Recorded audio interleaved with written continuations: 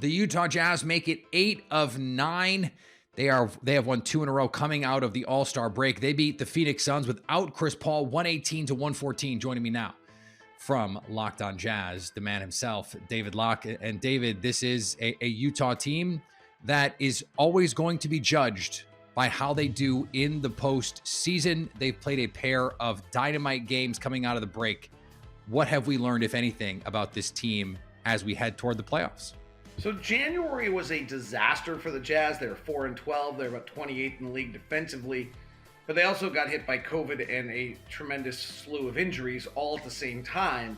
What I think we've learned about the Jazz is that when they have Mike Conley, Donovan Mitchell, and Rudy Gobert this year, their three best players, they're 26-9.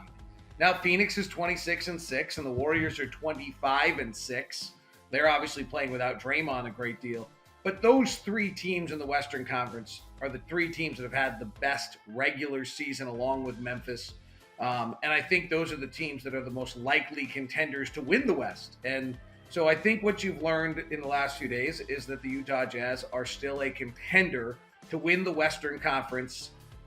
They've got to prove that their playoff bugaboos can be overcome, the same way the Milwaukee Bucks did a year ago. But that the January was a COVID injury-laden slump that was not representative of the team. What has been different, do you think, about this team over the last couple weeks when they've been playing in this hot streak? They've gotten good contributions off the bench. Jordan Clarkson, 22 in this game. You mentioned the big three of Rudy Gobert, Mike Conley, and Donovan Mitchell as well. Bojan Bogdanovic didn't even shoot well in this game, 5 of 13 and 1 of 5 from 3, and they were still able to win on a night when Phoenix shot 51% from the floor. I think the answer to this question is energy, Peter. And what's interesting about it, and I was talking to the Dallas Mavericks people about it, they think the same thing happened to their team. The COVID 10-day contract guys, that when everyone got struck with COVID and these guys came from outside the league and played at a level and a pace and an energy level, it basically kind of sent a message to all the other guys, hey, you can play harder than you've been playing.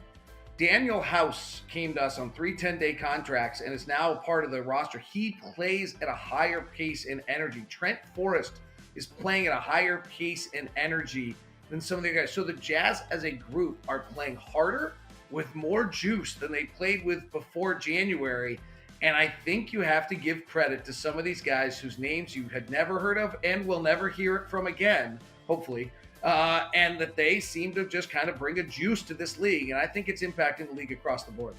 What have you seen, if anything? Because the 10-day contract guys are not going to be playing heavy minutes, as you said, hopefully in May, June. So what have you seen from this team, whether it's lately or overall, that makes you think things could be different for the Jazz in the playoffs this year?